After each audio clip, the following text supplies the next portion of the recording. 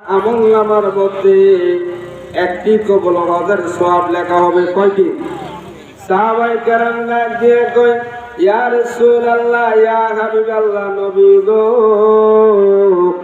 ও নবী, দৈনিক যদি 100 বার যদি মা বাবার চেহারার দিকে দয়ার দৃষ্টিতে মায়ার দৃষ্টিতে তাকায়, তাহলে কয়টি হজের সওয়াব লেখা হবে? আল্লাহর নবী ডাক দিয়ে কয়, ও সাহাবায়ে কেরাম, দৈনিক যদি মায়ের দিকে বাবার দিকে যদি নেক দৃষ্টিতে মায়ার দৃষ্টিতে যদি 100 বার তাকাও, 100টি কবুল হজের সওয়াব তোমার আমলনামার মধ্যে লেখা হবে। জোরে জোরে কন্যা সুবহানাল্লাহ, আরো জোরে কন্যা ইয়া রাসূলুল্লাহ, আরো জোরে আল্লাহু আকবার। নারে গাউসিয়া, নারে ফাত পাঞ্জাতন, মহাপবিত্রতম ঈদে মিলাদুন নবী, সকল ঈদের সেরা ঈদ ঈদ মিলাদ। জোরে কন্যা, সকল ঈদের সেরা ঈদ। কোনো ভয় আসেনি? কথা কন্যা, অনেক আছে ভয় করে, আবার সকল ঈদের সেরা ঈদ করিনি, আবার কোন অসুবিধা হয় কি? কোনো অসুবিধা আসেনি? যেটা সত্য আমরা সেটার মধ্যে থাকবো। একমাত্র কাল হাসরের ময়দানে আল্লাহর নবী হাদিসে পাকে ارشاد ফরমান, কাল হাসরের ময়দানে আমার উম্মতের মধ্যে 73 দলে বিভক্ত হবে। ওই 73 দলের মধ্যে এক দল যাইব জান্নাতে, আর বাকি 72 দল যাবে জাহান্নামে। সাহাবায়ে কেরাম জিজ্ঞাসা করলেন, ইয়া রাসূলুল্লাহ, ইয়া হাবিবাল্লাহ, নবী গো, ওই একদল কারা? তারা তাদের নাম আপনি প্রকাশ করে দেন। আল্লাহ নবী বলতেছেন, যারা ওই একদল জান্নাতের মধ্যে যাবে তারা হলো আহলে সুন্নাত ওয়াল জামাতের আকীদাবদ্ধ। সুবহানাল্লাহু আকবার। তাহলে কোনো অসুবিধা আছে না? আমরা যারা সুন্নি আহলে সুন্নাত ওয়াল জামাতের আকীদার মধ্যে আমরা যারা আছি, তারাই হলো কি? কথা বল না, তারা কি জান্নাতে ঘোষণাকার? নবীজির কার ঘোষণা? এটাকে আমার গায়ের জোর কথা? কথা বল না। এই জন্য আমরা এক রশির মধ্যে থাকবেন। 13 রশির মধ্যে পড়া দিলে উপায় থাকবে না। এক রশির মধ্যে থাকতে হবে, যে রশিটার নাম হলো আহলে সুন্নাত ওয়াল জামাত। জোরে কন্না আল্লাহু আকবার। আমার বাবা দিরা গভীর মনোযোগ একটু মুহাব্বত দুরূদ শরীফ পড়ি। আল্লাহুম্মা সাল্লি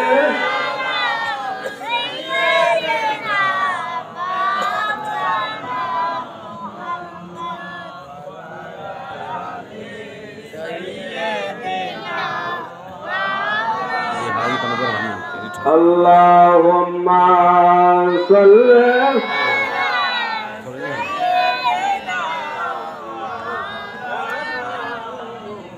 wala ali sayyidina নবী গো, তোমার ভালোবাসায়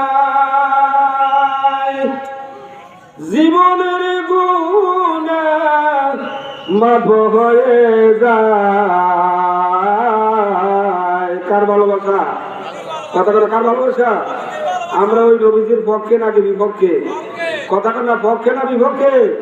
পক্ষে থাকতে হবে, বিপক্ষে গেলে উপায় নাই। এই জন্য সাহেব বলে, নবী গো, তোমার ভালোবাসায় আল্লাহর ওলি হওয়া যায়। নবী গো, তোমার ভালোবাসায় আল্লাহর জান্নাত পাওয়া যায়। আল্লাহুম্মা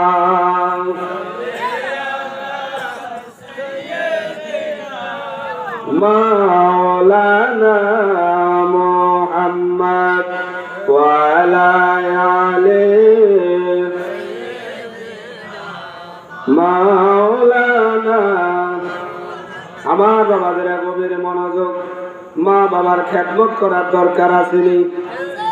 খেদমত করার মতো খেদমত যদি আপনি করতে পারেন, মা বাবার দোয়া যদি নিতে পারেন, আপনি দুনিয়া তো মঙ্গল হবে, মরার পরেও আপনার কামিয়াবি নসিব হবে। হযরত আবু হুরায়রা রাদিয়াল্লাহু তাআলা থেকে একটা হাদিস বর্ণনা, আবু হুরায়রা রাদিয়াল্লাহু তাআলা হাদিসে পাকে বলেন, 3 ব্যক্তির দোয়া নিঃসন্দেহে আল্লাহর দরবারে কবুল। কয় ব্যক্তি? 1 নম্বর ব্যক্তি হলো পিতা মাতার দোয়া, এটা নিঃসন্দেহে আল্লাহর দরবারে কবুল হইয়া যায়। 2 নম্বর হলো মুসাফিরের দোয়া, আল্লাহর দরবারে কবুল হইয়া যায়। 3 নম্বর হলো মজলুমের দোয়া, আল্লাহর দরবারে কবুল হইয়া যায়। বলে হুজুর, পিতা মাতার সঙ্গে যারা বেয়াদবি করে, পিতা মাতার মনে যারা কষ্ট দেয়, তাদের কি পরিণত হবে? ইরে, মা বাবা যদি সন্তানের জন্য যদি বদদোয়া করে, এটাও আল্লাহর দরবারে কবুল হইয়া যায়। আর মা বাবা যদি সন্তানের জন্য যদি দোয়া করে, এটাও আল্লাহর দরবারে কবুল হইয়া যায়। এটার মধ্যে কোনো সন্দেহ, কথা কোনো সন্দেহ আসেনি? আমার আজকে মাহফিলের মধ্যে দূর দেশ থেকে যে মেহমানরা এসেছে, তারা হলো মুসাফির। তারা কি? তারা হলো মুসাফির। এই মুসাফিরের আপনি যদি খেদমত করেন, মুসাফিরের আপনি যদি মহব্বত করেন, এই মুসাফির যদি গভীর রাত্রে তাহাজ্জুদের নামাজ পড়িয়া আল্লাহর দরবারে যদি ডাক দিয়া কয়, আল্লাহ, ও আমার আল্লাহ, আপনি যার আমার খেদমত করছে, আপনি তাকে ধনী বানাইয়া দেন। আল্লাহ কয়, খোদা কি কসম, যে মুসাফির আমার দরবারে যখন নাকি এইভাবে ফরিয়াদ করলো, ওই নাই আমার আরশ আল্লাহটা থরথর করে কাঁপা শুরু হইয়া যায়। আমার ওই মুসাফিরের দোয়াটা আমি আল্লাহর সাথে সাথে কবুল কইরা লই। আর যখন আল্লাহু আকবার। 3 নাম্বার হলো মজলুমের দোয়া। মজলুম বুঝেননি? মানে বিনা অপরাধে। এমন লোক আছে না আমরা দেশের মধ্যে, যে একজনে কি করছে, দোষ করছে, যিনি দোষ করছে তার বিচার না করি, আর যিনি নির্দোষ তার বিচার করছি। কার বিচার? নির্দোষ যিনি, তার বিচার করছি। এখন এই তাকে বলা হয় মজলুম। ওই লোকটা বিনা অপরাধে যার উপরে আপনি কি করলেন, অত্যাচার করলেন, তাকে কষ্ট দিলেন, তাহার উপর আপনি মারধর করলেন, ওই লোকটা যদি গভীর রাত্রে তাহাজ্জুদের নামাজ পড়ে আল্লাহর দরবারে যদি ফরিয়াদ করে, আল্লাহ কয়, আমি আল্লাহ পাক রব্বুল আলামিন ওই মজলুমের দোয়াটা সাথে সাথে কবুল করি। জোরে কর না সুবহানাল্লাহ। এই জন্য আমরা বিনা অপরাধে কাউকে কি করতে পারবে না, বিনা অপরাধে অত্যাচার করা যাবে না, জুলুম করা যাবে না।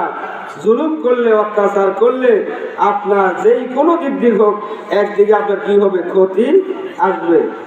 এই জন্য শায়ের বলে, জান্নাতের চাবি আমার মা, মা গো, জান্নাতের চাবি আমার মা। সবাই বলেন না, জান্নাতের চাবি আমার মা, মা গো, জান্নাতের চাবি আমার মা। মাজার বেশি নাই, তার মতো দুঃখী নাই। মাজার বেশি নাই, তার মতো দুঃখী নাই। খালা বুবু মায়ের মতো নয়, মা গো, জান্নাতের চাবি আমার মা। বলো না, জান্নাতের চাবি মা গো, জান্নাতের চাবি আমার মা। মা গো, তোমার মতো লয় না কেউ, আমায় বুকে টানি, আসল দিয়া মুছে না কেউ আমার চোখের পানি। মা গো, আমার চোখের পানি। বলেন না, মা গো, তোমার মতো লয় না কেউ, মা গো, তোমার মতো লয় না কেহ, আমায় বুকে টানি, আসল দিয়া মোছে না কেউ আমার চোখের পানি মাগো আমার চোখের পানি আমার মা নাই বাবাও নাই এই বব সংসারের মাঝে এই বব সংসারের মাঝে মাগো তোমার মতো লয় না কেহ আমায় বুকে টানে আসল দিয়া মোছে না কেউ আমার চোখের পানি মাগো আমার চোখের পানি রাস্তাঘাটে চলার পথে মাগো যদি আঘাত পাই তোমার নামটি মুখে লইলে আমি শান্তি পাই মাগো আমি শান্তি পাই জোরে জোরে কন্যা আল্লাহু আকবার। আমার বাবাজিরা গভীর মনোযোগ দিয়ে শুনেন ও আমার আব্বাজিরা বনি ইসরাইলের সেরা পয়গম্বর হযরত মুসা আলাইহিস সালাম ওই না একদিন আল্লাহর কাছে ফরিয়াদ করলেন, ও আল্লাহ আপনি আমাকে এমন একজন ব্যক্তিকে আমার সঙ্গে বেহেশতের সঙ্গী বানাইয়া দেন। আল্লাহ পাক রব্বুল আলামিন ডাক দিয়ে বললেন, ও বনি ইসরাইলের সেরা পয়গম্বর মুসা আলাইহিস সালাম তোমার সঙ্গে ওই যে একজন কসাইওয়ালা দেখা যায় ওই কসাইওয়ালাটা তোমার সঙ্গের সাথী হবে, তোমার সঙ্গের সাথী হবে। তুমি তার কাছে যাও, তার কাছে যাইয়া তার সাথে তুমি চলাফেরা করো। এবার মুসা আলাইহিস সালাম কি করলেন, এক বাজারের মধ্যে গেলেন, যাইয়া দেখতেছে ওই না একজন কসাইওয়ালা গোস্ত বিক্রি করে। আর কি করলেন, গোস্ত বিক্রি করে, এইদিকে কিছু ভালো ভালো গোস্ত, ভালো ভালো কলিজাগুলি, ওই না আপনার কলিজাগুলির গোস্তগুলি তিনি কি করলেন, ব্যাগের মধ্যে লইলেন। কিসের মধ্যে লইছি? একটু সুবহানাল্লাহুম্মা